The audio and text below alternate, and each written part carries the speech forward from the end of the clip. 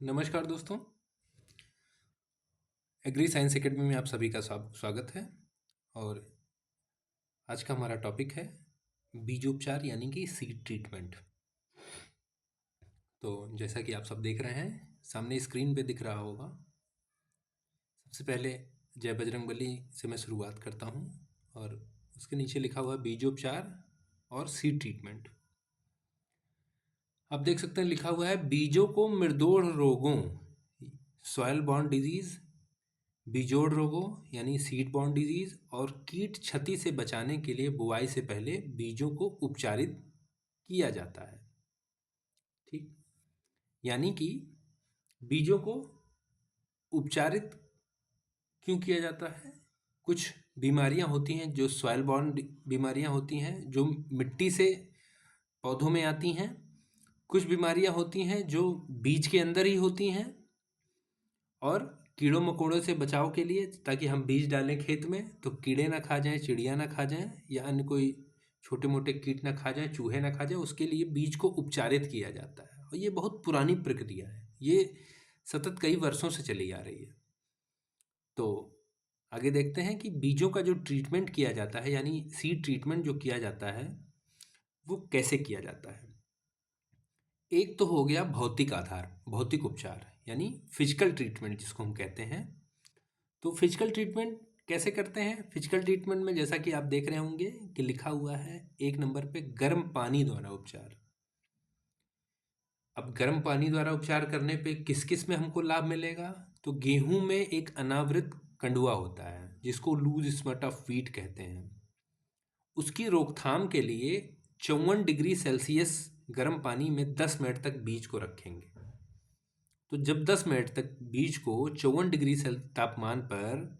Celsius तापमान पर गर्म पानी में जब बीज को रखेंगे 10 मिनट तक, तो जो लूज स्मट के जो बीमारी है उसके जो कारक हैं वो समाप्त हो जाएंगे। फिर क्या है, जौ के अनावृत कटुआ को रोकने के लिए बीज को 54 डिग्री सेल्सियस पर 13 मिनट तक रखना है। यानी कि गेहूं के लिए ये व्यवस्था 10 मिनट के लिए की गई है और जौ के लिए ये 54 डिग्री सेल्सियस गर्म पानी तापमान पर 13 मिनट तक रखना है। फिर आगे क्या लिखा हुआ है, गेहूं की अल्टरनेरिया अंगमारी की रोकथाम के लिए 38 डिग्री सेल्सियस पर पानी में 10 मिनट तक रखना है। यानी कि अगर गेहूं की अल्टरनेरिया अंगमारी की रोकथाम अगर हमको करनी है तो पानी 38 डिग्री सेल्सियस पानी तापमान पर पानी में 10 मिनट तक रखना है। ठीक है, फिर हो गया सौर उष्णता उपचार के द्वारा भी रोकथाम की जा सकती है। अब जैसे कभी कभी आप देखते होंगे गेहूं में घुन होता है या फंगस लगने की संभावना होती है, तो उसको गेहूं को सुखा दिया जाता है क्योंकि गीला अगर जहाँ गेहूं रहेगा वहाँ उसमें तमाम प्रकार की व्याधियाँ आना प्रारंभ हो जाती हैं। तो सबसे उचित है सौर उष्णता। सूरज की रोशनी में खुले आसमान के नीचे आप इसको फैला दीजिए और सूख जाएगा और उसकी गर्मी से, सूरज की गर्मी से जो भी बीमारियां होंगी अंदर की वो समाप्त हो जाएंगी। दूसरी व्यवस्था है ट्रीटमेंट की, वो है रासायनिक उपचार जिसको अंग्रेजी में हम केमिकल ट्रीटमेंट भी कहते हैं। और ये आज ये बहुतायत मात्रा में उपयोग में लिया जाने लगा है। अब तो जितने भी नए प्रकार के जो बीज आ रहे हैं, जो बोरी में पैक हैं, जो सीड इंडस्ट्रीज़ हैं या आपका मिनिमम सीड सर्टिफिकेशन स्टैंडर्ड जो है, उसमें तो ये है कि आप बिना बीजोपचार के बीज आप प्रसारित ही नहीं कर सकते हैं। जो बीज प्रमाणीकरण विभाग है उसके द्वारा तो ये मानक निर्धारित कर दिया गया है कि आप अगर बीज को पैक करके एक स्थान से दूसरे स्थान या बिक्री हेतु उपयोग में ला रहे हैं, तो उसको जो कंपनी बना रही है या जो संस्था बना रही है उसकी नैतिक जिम्मेदारी है कि वो उसको केमिकल ट्रीटमेंट देने के बाद ही वो बीज को बाहर बेचने के लिए मार्केट बाजार में लेके आएगी। तो उसी के क्रम में सबसे पहला है रासायनिक उपचार। केमिकल ट्रीटमेंट का पहला भाग है कवकनाशियों द्वारा बीजोपचार। इस विधि में बीज को बोने से पूर्व फंजीसाइड या कवकनाशी का उपयोग किया जाता है बीज के ऊपर उसकी परत चढ़ा दी जाती है। जैसे एक व्यवस्था है FIR, फंजीसाइड, इंसेक्टिसाइड और रोडेंटिसाइड। तो फंजीसाइड सबसे अंदर लग जाता है, और जो ये फंजीसाइड उपयोग में आजकल लाया जा रहा है वो ऑर्गेनोमर्क्यूरियल बहुत सारे हैं। जैसे आपका एग्रोसॉन हो गया, और सेरेसान हो गया, या अन्य भी अन्य तरीके के केमिकल फंजीसाइड उपलब्ध है मार्केट में, जिनका उपयोग सीड ट्रीटमेंट के तौर पे किया जा रहा है। अब ध्यान से देखिए, इनको आपको करना कैसे है। इनको आपको 2 से 2.5% के हिसाब से प्रयोग में लाते हैं। फिर नीचे क्या दिया हुआ है, इसके अलावा कॉपर सल्फेट व ब्लाइटॉक्स 50 भी प्रयोग में लाए जाते हैं, जो ये फंजीसाइड है और कवकनाशी है। इसके बाद क्या आ रहा है, फंजीसाइड। जैसे मैंने बताया ना, फंजीसाइड, इंसेक्टिसाइड और रोडेंटिसाइड, FIR, जिसको FIR लिखने पे हमको बहुत आसानी से याद हो जाएगा। तो FIR फंजीसाइड, F से फंजीसाइड। फिर देखिए आ गया होगा रासायनिक कीटनाशियों से उपचार, यानी I से इंसेक्टिसाइड। क्या दिया हुआ, इस विधि में बिना पारे के कवकनाशी जैसे कैप्टॉन,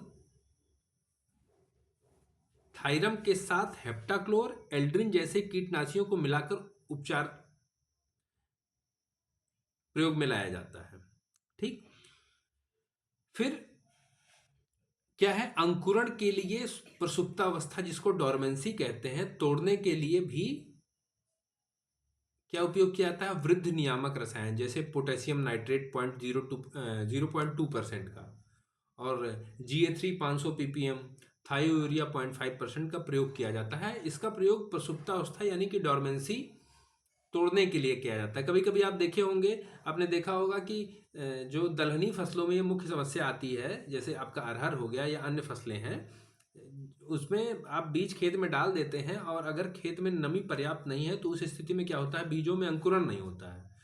तो उसी अंकुरण के लिए, डोरमेंसी को तोड़ने के लिए, जो सीड कोट है, डोरमेंसी को तोड़ने के लिए, और आपका सीड के अंदर में जो जो भ्रूण है उसको ग्रोथ देने के लिए ही इन चीज़ों का प्रयोग किया जाता है। अब बात करते हैं बीज के बारे में, जिनका हम जिनको हम ट्रीटमेंट दे रहे हैं, वो कौन कौन से बीज हैं। तो एक तो हो गया फाउंडेशन बीज, जिसमें ये देखिए, ये प्रश्न जो आता है आपके अक्सर परीक्षाओं में पूछा जाता है। एक तो हो गया फाउंडेशन सीड, जिसमें सफ़ेद टैग लगाया जाता है। जब बोरी पैक की जाती है तो मिनिमम सीड सर्टिफिकेशन स्टैंडर्ड है, जिसके माध्यम से बीज प्रमाणीकरण संस्था द्वारा ये तय किया गया है कि आधारीय बीज जो होगा उसमें सफ़ेद रंग का टैग लगा होगा, उसी से पहचाना जाएगा कि ये आधारीय बीज है। दूसरा आ गया पंजीकृत बीज, यानी रजिस्टर्ड बीज, बैगनी पट्टी पर्पल टैग से पहचाना जाता है। जबकि ये बीज मुख्यतः हमारे यहाँ प्रयोग में नहीं लाया जाता है।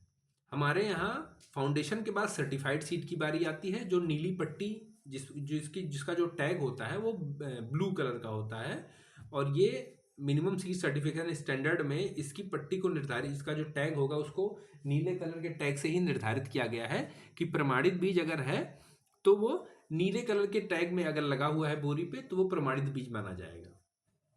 तो इतनी सी बात है जो मुझे कहनी थी, और आगे अगर आप लोगों को कुछ पूछना हो तो मेरे चैनल पे कमेंट करें। बहुत बहुत धन्यवाद।